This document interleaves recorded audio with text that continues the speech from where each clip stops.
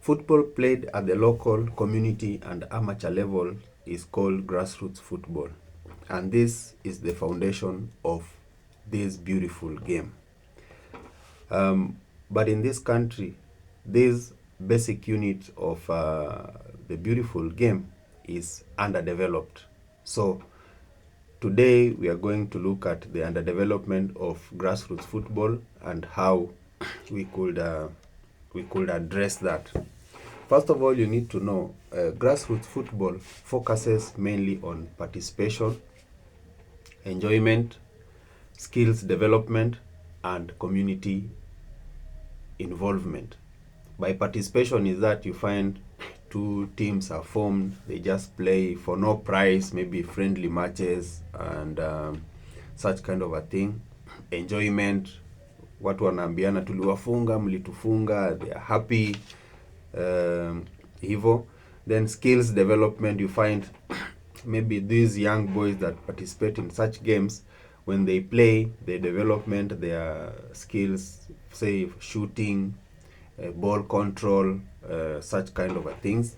Then community involvement, kule kwetu mashinani ukikuja, you find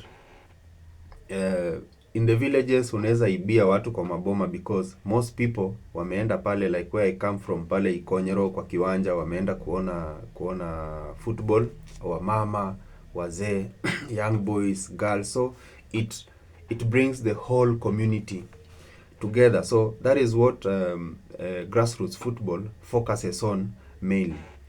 And this grassroots football include youth football, ile mpira ya vijana, schools football from JSS, high school, primary level, community clubs, most of them participate into those lower leagues. So maybe, what can I say?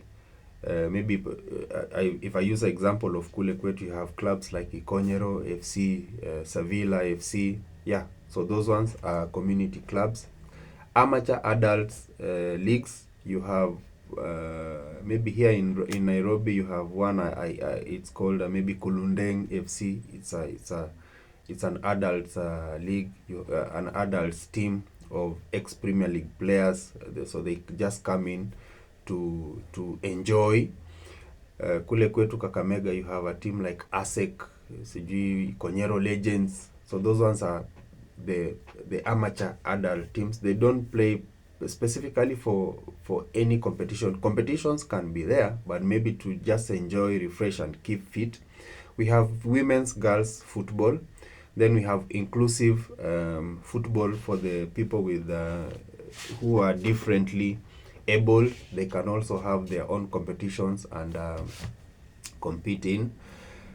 What are the key characteristics of grassroots football?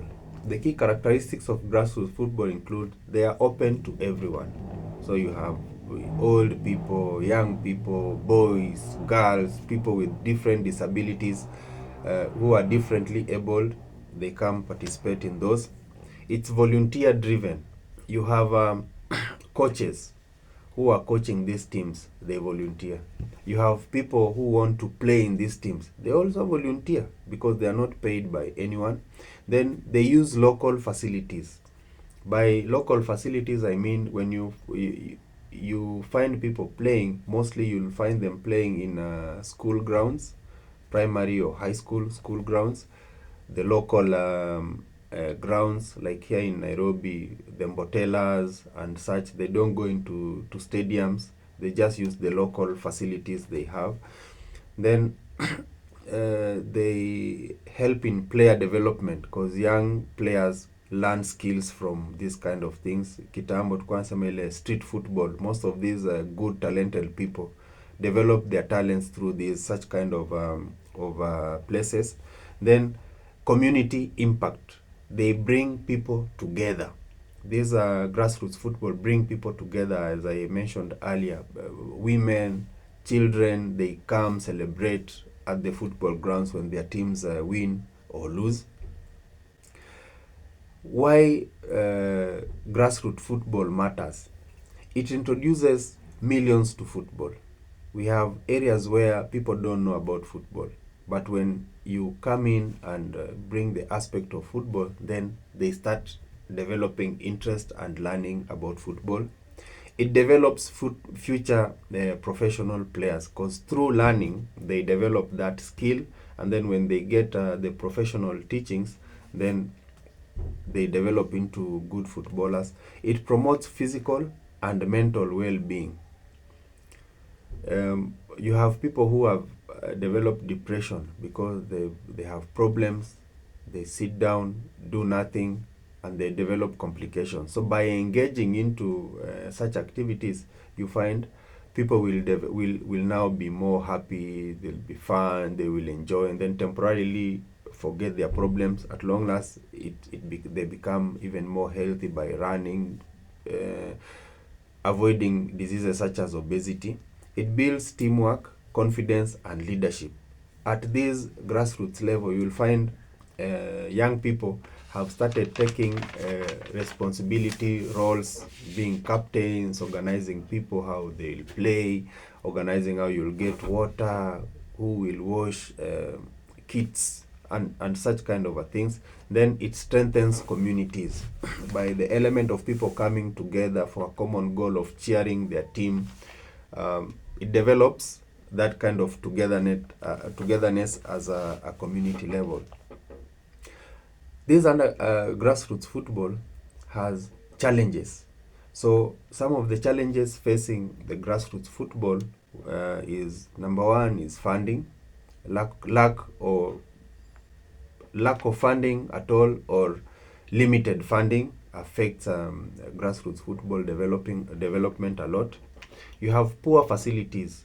You have fields that are not level, maybe zingine ni mawe. So those are poor facilities. Shortage of equipment. You find people don't have like proper equipment for playing the good game. Lack of boots, lack of uniforms. Kule mashinani unakuta timu mbili zinacheza, maybe hawana uniform, so timu moja inabaki bila shati, timu ingine inakuwa na nguo. Now when it comes to ladies, how will you address that? So that is a challenge. We have limited access to qualified coaches. At the grassroots, most people we have there are mobilizers, people who they love the game, they come, collect boys or girls, they put them in a team, then they start training them. The problem will be the development will not be good because they are not qualified to do that job. They'll train them based on what they know, but not what is proper. Though this one is a challenge that maybe is being addressed right now, slowly. Then we have inadequate talent identification. We have kids who are very talented, but because we don't have scouts at the grassroots, they cannot be identified so that they come and participate in such things. Then we have financial barriers for players. Financial barriers means maybe we have kids who have finished primary, they don't have enough money to go to secondary schools, so they will not be able to play football at that level because of maybe their parents don't have school fees, you don't have maybe playing equipment, such kind of things. Poor governance and management. When you have poor leadership from the club level, maybe you have sponsors who are giving in things but no accountability, then that becomes a problem. Lack of medical and safety support. Most of these grassroots things, people participate in tournaments where you don't have maybe medics, you don't have first aid kits, you don't have proper professionals to handle injuries. Then you find you get an injury that can be treated because you don't have money to go to the hospital, and you are mishandled at the point where you got the injury. Then you find unatolewa tu kwa football hivyo kabisa. So that is a challenge. Limited competition opportunities. Organizing for tournaments is very expensive, and it needs people to invest, put in money, and such kind of things. So if you don't have good competitions or enough competition, so you will just be training people who are not playing any tournament so that they advance their career, and most of them will end up giving up easily and things like that. Low media coverage and sponsorships. You need visibility for you to grow. Like nowadays, people are going digital. Everything is online. So if your team is just playing at the grassroots and not many people can see, because if people see what you are doing, then they bring in sponsorships. They help, maybe a team can see how your player is performing online, and they come sign the player so that the player progresses to the next level. If that is not there, then it becomes a challenge.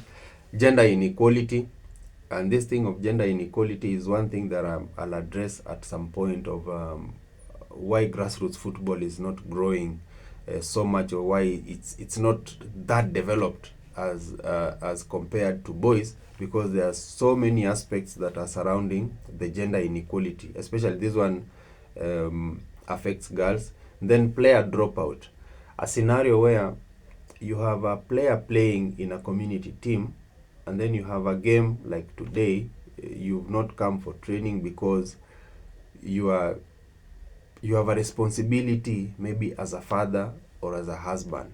So it will force you to drop out, because you need to feed people. You can't just play football that is not paying, so you need to look for money to feed your family.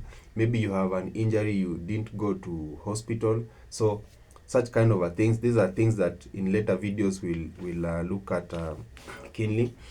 So we've seen the challenges. Then how can we address the challenges facing grassroots football? So let's just go through some of those things quickly. Number one, you increase funding. Two, you improve the facilities. Three, you provide adequate equipment. Four, you train and support coaches. I think this one, FKF is doing a lot of work on it. Then strengthen talent identification. Make sure you have scouts out there who are looking at how children are playing, so that you elevate them to the next level. This one I think also FKF is addressing. Then reduce financial barriers. Those kids who have finished maybe their junior secondary and don't have enough money to attend high school, provide scholarships. That one guarantees them education and also advancement in their careers. Then some of these equipment, tools, balls, and things like that, the government can subsidize their prices so that most people can afford. Then improve the club management, enhance player safety, expand competitions, promote women's and girls football, increase community involvement. Then lastly, you increase media coverage. You cover most of these events, sponsors will start coming in, people will come partnering with you, and then you'll have money flowing inside grassroots football.